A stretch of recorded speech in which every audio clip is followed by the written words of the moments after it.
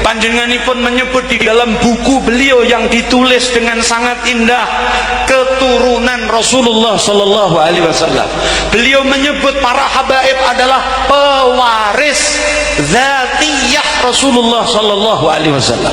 Mereka adalah memiliki fadilah dzatiyah, keutamaan yang utamanya bukan aradhi tapi dzatiyah, karena diri beliau, karena diri mereka itu ada membawa sesuatu yang dibawa, yang diwariskan oleh Rasulullah sallallahu alaihi wasallam.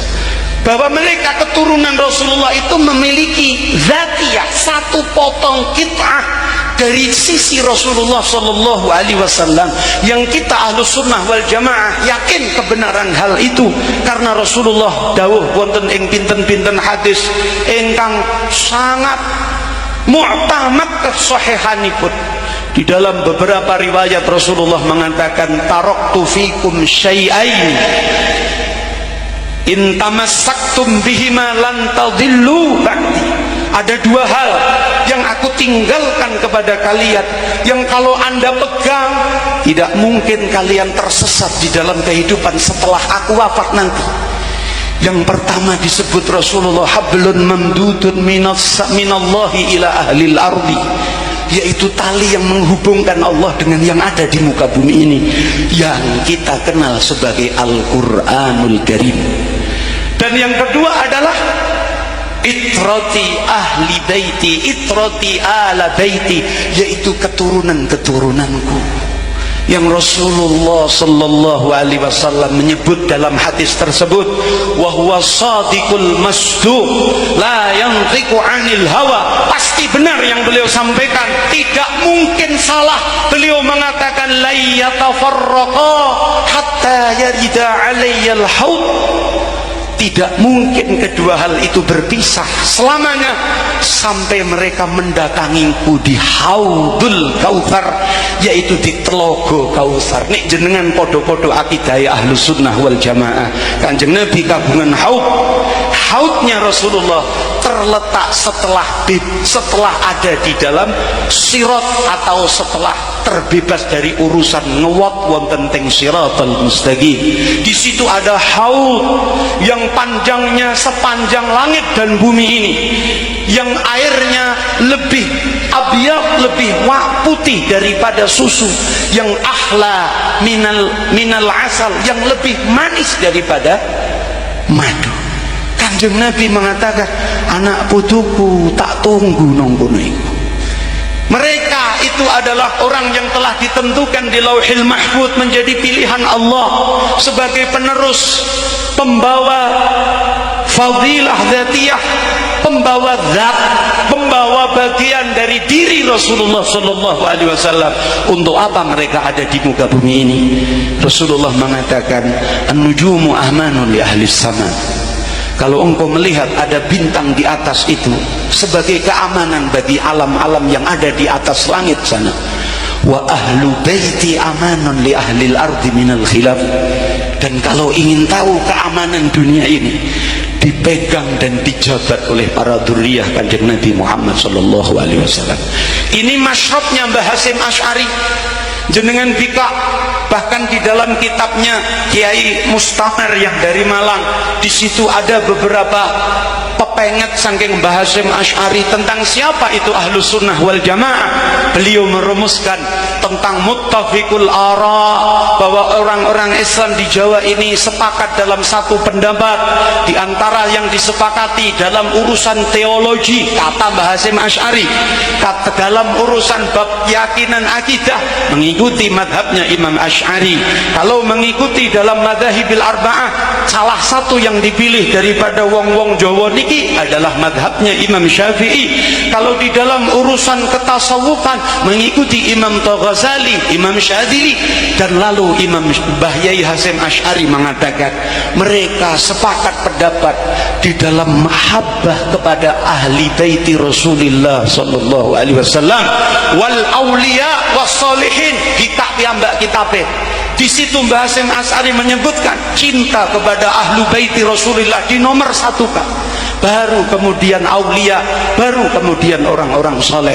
Karena Mbah Hasyim Asy'ari tahu, karena pencapaian yang dicapai para aulia, para ulama, selain mereka para ulama, para aulia, maaf, para ulama, para aulia memiliki kemuliaan sebagai kemuliaan yang arodian, sing anyar teko, sing asale ora ono, dadi ono, mungkin pun suatu ketika bakal hilang dari diri mereka.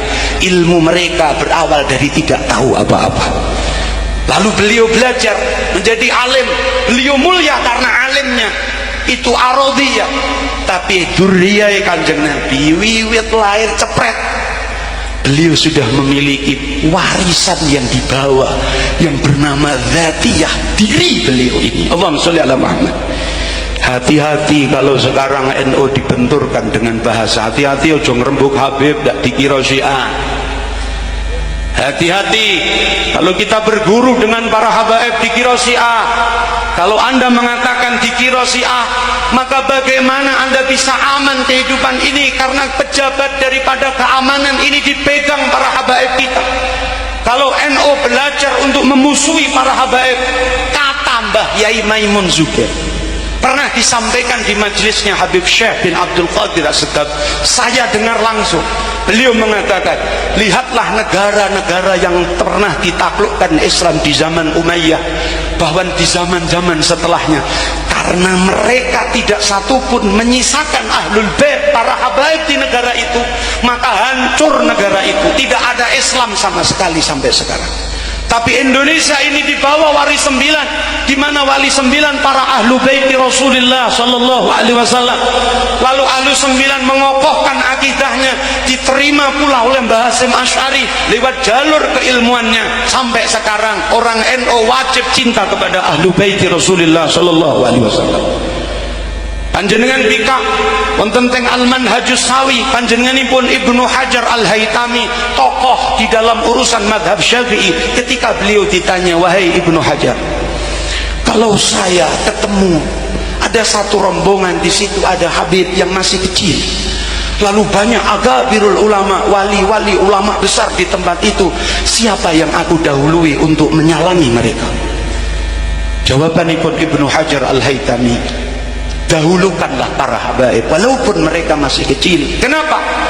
Karena mengikuti dawuh Kanjeng Nabi sallallahu alaihi wasallam, qaddimu Quraisyan, dahulukanlah para pewaris Bani Quraisy, yaitu para dzurriyyah Kanjeng Nabi sallallahu alaihi wasallam. Malam ini yang pertama saya ingin sampaikan adalah pelajaran kita bagaimana Mbah Hasyim Asy'ari mencontohkan kepada murid-muridnya sekelas Mbah Umar ini, yang beliau secara talaqi langsung pernah menjadi muridnya Mbah Hasyim Asy'ari.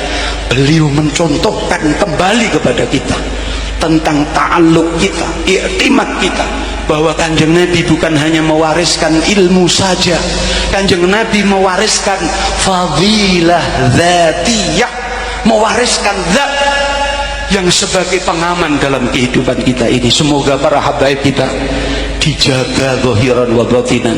Semoga kita para pecintanya dikumpul ke Kanjeng Nabi Muhammad sallallahu alaihi wasallam. Karena saat ini mencintai para dzurriyyah seolah-olah dilupa-lupakan. Para kiai-kiai sekarang seolah-olah khawatir saingan, khawatir seolah-olah dengan munculnya para habaib jamaahnya melayu. Saya akan meyakinkan oleh panjenengan dawuh dari Habib Lutfi, perlu sampean tahqiqno kalau tidak percaya. Siapa kiai, siapa ulama yang di dalam urusan berjihad di jalan Allah kok gelem nglungguhke para habaib, gelem duduhke umat kepada para habaib? Karena mereka ulama kewajibannya adalah menunjukkan apa yang harus ditunjukkan. Lalu mereka sukses dalam menunjukkan umat kepada dzurriyyah, kepada habaib. Titenono kata Habib Lutfi.